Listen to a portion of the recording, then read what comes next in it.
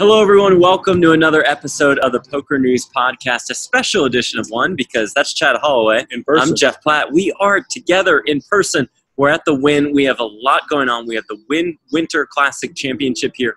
We have WPT Five Diamond at the Bellagio. But most importantly, Chad, we have our newest member of the PokerNews Podcast family. Baby Herring is here. Vera Kate Herring. So congratulations to both Sarah and Heath, and we're pretty fired up about it. Yeah, I mean, she's the reason that I'm here right now. That's true. That's true. Right, filling in for Sarah. Well, she becomes embarks on this motherhood path. Like I'm very excited. I've known Sarah a very long time. I know that being a mother has been something that she's always cherished, and then now it's here. So that's it's exciting. Yeah, so we're super fired up for them. Congratulations again to Sarah, to Heath. Baby Vera is beautiful. She's already got a full head of hair. We look forward to seeing her grow up. And so Sarah's going to be a mom for a little bit, and we will welcome her back with open arms in a couple months. So we have to, of course, Chad, shout out our friends at Run It Once Poker. It's Phil Galfon's site. It's the site that's taking over the world, the site that has the splash pots, that has great rakeback systems. Speaking of great rakeback, great deposit bonuses. If you want an exclusive deposit bonus, you want to get a little bit of that rake back, it's easy. You just go to once.run/pnpod. Again, that's once.run/pnpod. It's an exclusive Poker News Podcast deposit bonus, and you get to play on Run It Once. Maybe you'll run into Phil Galfon. Don't play if you're in the United States, but almost anywhere else is going to be awesome. And we also have the Galfon Challenge to keep our eyes on. So nice little promotion for I'm waiting for him to announce who else is going to be joining him. We know it's going to be Jay Nandez, it's going to be Bill Perkins, and there's going to be, I would guess, 3, 4, maybe 5 more that are going to take it. So Jay Nandez bounced. He dropped out. Oh, did he? I didn't see that. Did, no. Yeah. Been so busy here. It was a big surprise to everybody. I mean, I would be scared too. Yeah, that's true. It's Phil Galfon playing PLO. That's true. But maybe, don't commit unless you're ready for the challenge, right? Yeah, I mean, I don't know who knows? Maybe backing fell out, or, Sure. I mean, it is a big game, but maybe he just thought, maybe he accepted the challenge after a night out drinking. I know I've done stuff like that. And then you wake up the next day and say, yeah, well, maybe I shouldn't do that. So. All right, well, I know he's got Jungle Man lined up. He's got Brandon Adams lined up also. So, again, shout out to Phil Galfon and our friends at Run It Once Poker. One more time, that's once.run/PNPod, once.run/PNPod. All right, got a couple guests on the program. We're going to get to Scott Baumstein in a little bit. Chad caught up with him, winner of one of those lovely Platinum Passes, and Matt Savage, the Executive Tour Director at the World Poker Tour. Speaking of the World Poker Tour, Chad, right down the street at the Bellagio, Five Diamond, the main event. How about 1,035 entries? That is an all-time high. It's more than $10 million prize pool, almost $1.7 million to first place. Final table Saturday on PokerGo. I mean, this is one of the premier tournaments on the WPT calendar. Yeah, I mean, every year come December, it's the premier event, and I feel it everywhere I go across the United States. Players in the Midwest, players in the South, players on the East Coast are talking about it, and now they're out here, and it's kind of cool because with this Wynn event that we're at right now, a lot of those players who busted came over and jumped in this, and so between that and the circuit being down the street at Harrah's, you've got your high roller players here all the way down to your circuit grinders. So in a way, it's like a very, very mini scale of the World Series of Poker. Like everybody's in Vegas for some great events. Yeah, Vegas is absolutely popping off, and of course, Five Diamond and this Wynn Championship is going to draw all the heavy hitters. Just to run through some names that are still left in Five Diamond, with about 4 tables left. We have Chino Ream. Does it surprise you that I saw he busted somebody with 3 deuces of spades? Colin Pre. It's, nothing surprises me with that guy. Joe Sirach, Brian Yoon, Seth Davies, Jonathan Jaffe has a ton of chips. Eric Afriad, who somehow always has chips in a World Poker Tour event. Jonathan Deppa, TK Miles. We have a loaded table. Again, this is with 4 tables left at the time of taping this podcast. How about Kevin McPhee, Aliam Shurovich, Keith Lair, Jeremy Osmus, Darren Elias, and Alex Foxon, all at the same table. That kind of sums up the competition at WPT Five Diamond. And again, that final table will be broadcast on PokerGo, 6 p.m. Eastern, 3 p.m. Pacific, myself alongside David Bakes Baker. So I want to stay on WPT because they had their WPT Honors dinner effectively their Hall of Fame of sorts. Just a very elite group of people, including Lyle Berman, including Steve Lipscomb. And this year they inducted 2 people into their WPT Honors, Deb Giardina from Best Bet Jacksonville, and our guy, we know him well, fan of the podcast, by the way, that would be Matt Savage. He's been the executive tour director at the World Poker Tour since 2010. Can't say enough about what he's contributed to poker and to the WPT. Yeah, I've been a big Matt Savage fan for a long time. Have been hoping to see him get in the Poker Hall of Fame. He's been nominated several times. He wasn't this past year, which kind of shocked me. I think he'll be back on the list of 10. And to me, it's just a matter of time before he gets in. He's done so much for the game of poker, and he continues to innovate. He'll at least try new things, listens to a lot of the players and stuff. And, I think it's a testament. He works with venues all across the country, and seems like everybody loves him. Yeah, I'm with you. He's at the top of my list on getting into the Poker Hall of Fame. Hopefully that happens soon. He runs the Tournament Directors Association. So he's just made a monumental impact across the game, and I was able to catch up with him at the Bellagio for a little bit. All right, and just like that, joining us now on the Poker News Podcast, the executive tour director of the World Poker Tour, it is Matt Savage. Matt, 1,035 entries at WPT Five Diamond, biggest turnout. How would you sum up how pleased you all are with that amount of players? I'm amazed. I always, when I come up with a number, I always go a little lower. So I thought it actually might be lower than last year's record-breaking number. But for it to go over that, we're so happy and excited to see it and know that Bellagio has done a great job in not only marketing this event, but in making it better and better every year. And you have to be pleased, I assume, with just how smooth everything ran this year. Yeah, I am pleased. You're never 100% pleased, I'm sure. No, I am. I mean, it's amazing that, the staff here seems to get better and better every year. Yeah. And I think that's important. For an event like this, as prestigious as it is, I want it to run smoothly. So I helped out on day one, and Craig Lump and his team really stepped up, and I think they did a great job adding more tables, adding more registration clerks, and making it a really smooth transition. Okay, give me the pitch on why this event is best suited for unlimited re-entry. Well, as you know, I'm a guy that's trying to reduce reentry and do less and less of it. And I think that, some single reentry or no reentry is probably better. But for this one event on the World Poker Tour, it's such an event like any other that I think it's fine. And I think it's great. It works here. You don't hear people complaining about it. You hear people going in there and saying, I'm selling for 5 bullets, 6 bullets, or whatever. And they prepare for it because it is a one-of-a-kind type of event. And I think that we're proud to have every different kind of event on the World Poker Tour, and this just being one of them, and being, again, one of the most prestigious in poker. And as you look ahead over the next couple of years, as you all formulate your World Poker Tour schedules and specifics, do you think your voice will be heard when it comes to, hey, as far as re-entry goes, let's keep it in moderation? Not on this event. Right. That's for sure. Craig Lump loves it like this, sure. And the players seem to love it like this, so we're going to definitely keep this the way it is. I think that, as far as registration time goes, how late registration goes, I think there might be some wiggle room on that. But I do think that, this event has been so successful, and I would really like to see less reentry. I'd like to see not every event be reentry. And Craig is open to that, not on the main event, but on the prelim events, maybe not having multiple reentry. So I think we will see some movement on that in poker in general. And I think that people like me and Daniel Negreanu making statements like that will help in making that happen. But as far as the WPT as a whole is concerned, throughout the year calendar, you don't think we'll see a ton of unlimited re-entry stops? I don't think so, but again, it is up to our partners. Yeah. They make the decision. We go in there, we support the event, but their decision is on how long registration will be open with a maximum of 10, 11 levels here. The structure is ours. The payouts are ours and they're standard.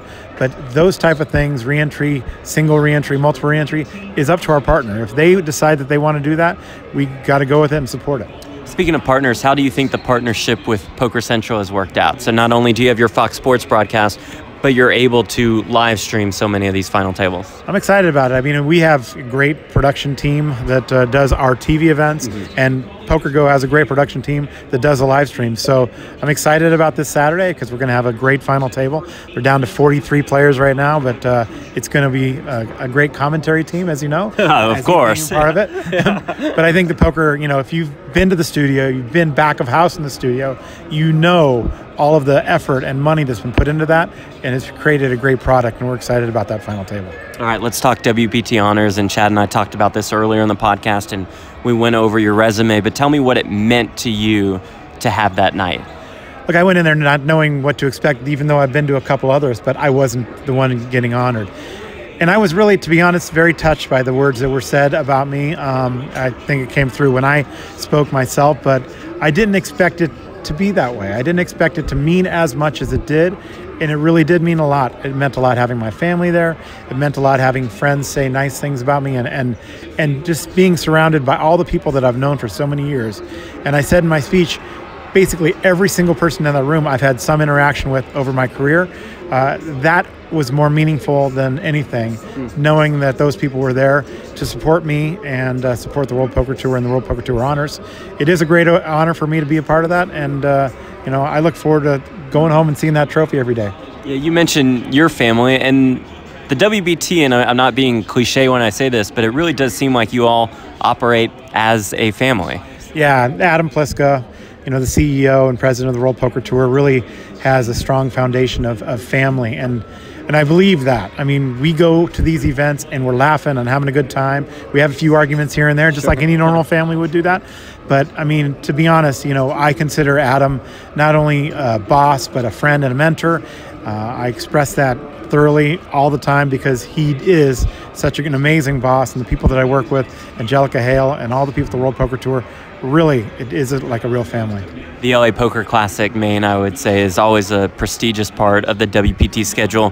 How do you think the entire LAPC schedule turned out? It's awesome. 68 events, almost half of them are mixed events, so I really care about that. We have a Player of the Year that has a $50,000 added to it, along with a nice trophy that we come up with from that's molded and created just specifically for that.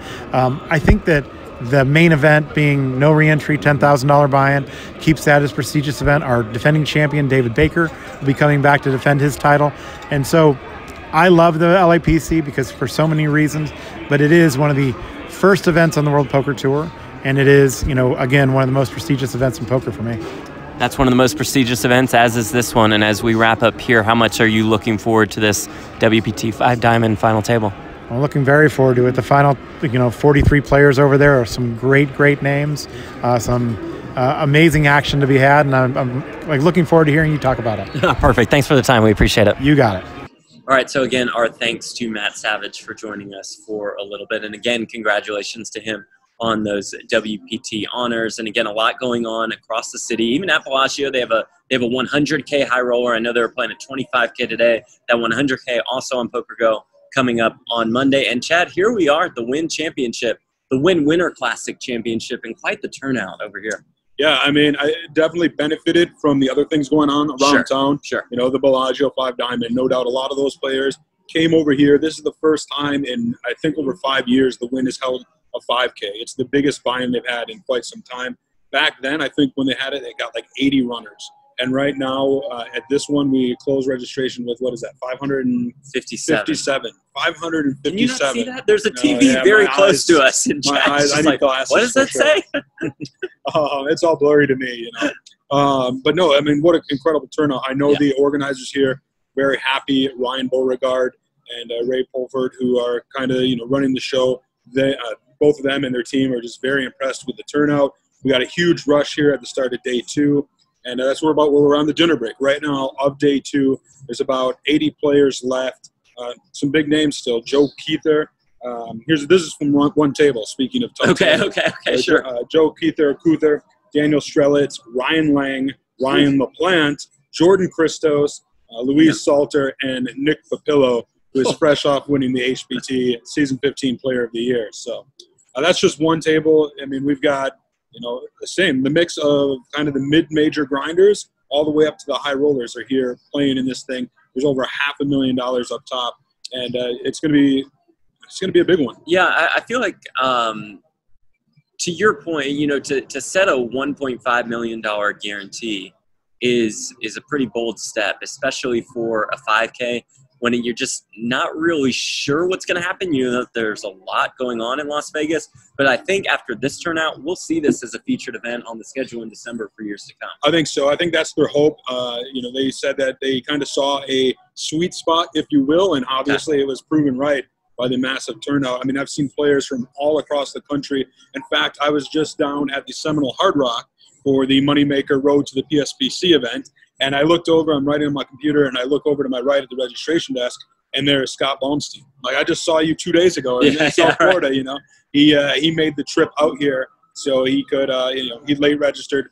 Unfortunately, didn't manage to make it too far. I think he's over there at the World Series of Poker. Hera's now firing that, but no, he's going to be firing the August 2020 PSPC because he shipped that Platinum Pass down in Florida. It was pretty exciting because those of you who remember the PSPC from back in January in the Bahamas, Scott Baumstein finished in 4th place for a career best. I want to say it was $1.5, $1.6 million.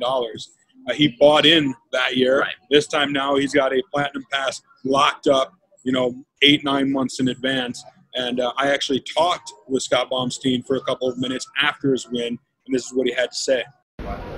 All right, I am sitting here with Scott Baumstein shortly after winning the Moneymaker Road to the PSPC 2020 event, the Seminole Hard Rock down here in South Florida. You just won the tournament for over $22,000. You've got a Platinum Pass, which is kind of the kicker to it. How does it feel to lock that up and be set for Barcelona? It feels great. It feels great. It feels really cool to sort of bookend my years with big scores related to the PSPC.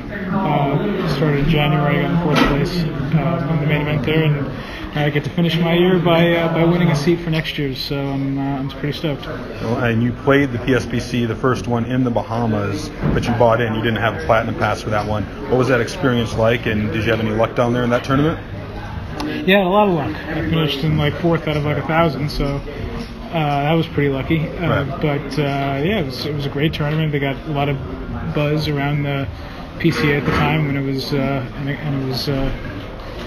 became a great series last year, and now it's in Barcelona, which is already probably the best series in the world for the year, and so it'll only be better. So I'm looking forward to next summer. And you've got to just try to finish 3 spots better this time. Yeah, I'll take anywhere close. All right, well, congratulations, man. Thank you, appreciate it. Congratulations again to Scott Baumstein. I can't wait to see him in Barcelona at the PSPC, see if he can do a little better than that 4th place this last time. Well, I think he'd be happy to final table again, right? Yeah, I would say so. So an impressive performance by him. He's got that Platinum Pass. Speaking of what PokerStars does, let's hop over to Prague. EPT Prague, history was made. The second 2-time EPT main event winner is Mikalai Pobal out of Belarus. He wins the EPT Prague main event.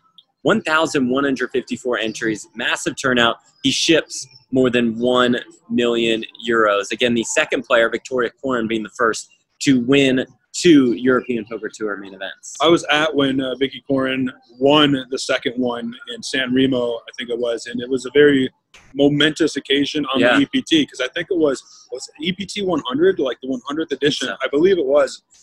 So, you know, the fact that there had not been a 2-time winner was just everyone expected it. I mean, you've got tours like the MSPT that have only had 150 events in its existence, and there's 3 3-time winners on that tour. Yeah, that's crazy. So not to even have a 2-time winner. And so, you know, Vicky Koren got it done, and now we have the second one, Mikalai Pobal. And I was actually in Spain, in Barcelona, when he won his first one, was like 6 years ago or something. And I'll always remember it because it was him against 2 Finns in Ilari Sahames, the Zygmunt online, just super aggressive, and I think it was Jani Jokinen, and they were drinking, the 2 Finns were, and they had like these glittery fedoras on, and honestly my perception at the time was that they thought that they were by far the better players over Pobal, who at the time did seem more amateurish, or just, you know, I don't know if he got into satellite back then or whatever, but I think they, counted their chickens before they hatched. Underestimated them a little bit. Yeah, because Pobal, he snuck in there, he won that one, and here he is again years later, showing it wasn't a one-hit wonder. He's the two-time EPT champion now in another massive field. So definitely a player to keep an eye on for sure. Yeah, congratulations to him. Congratulations are in order also for Jesse Martin, not for winning a poker tournament, but for winning the DraftKings $10 million Fantasy Football World Championship final. He qualified for a 180 entry field. He had the winning lineup. He won $2 million. Are you much of a DFS guy? I know about it because of the crossover. Yeah. I've dabbled here and there, nothing too serious. Certainly not playing for $2 million. Yeah. And I read the article because I'm wondering, how does somebody win $2 million in this? And sounded like he basically qualified for this event that the equivalent in the poker world would be like a 50K, like a 50K buy-in. But he ended up winning that because of some bold lineup moves. Yeah. He was wise. He didn't roster any Miami Dolphins. Right, good call. Yeah, just like the Pro Bowl. But he took some risks on his team. There was the game at Kansas City between the Chiefs and the Broncos was like almost blizzard conditions for a while. So a lot of people didn't think there'd be a lot of scoring or what have you. He went the opposite route. He fired Patrick Mahomes and somebody else, Tyreek Hill. Tyreek Hill. Yeah.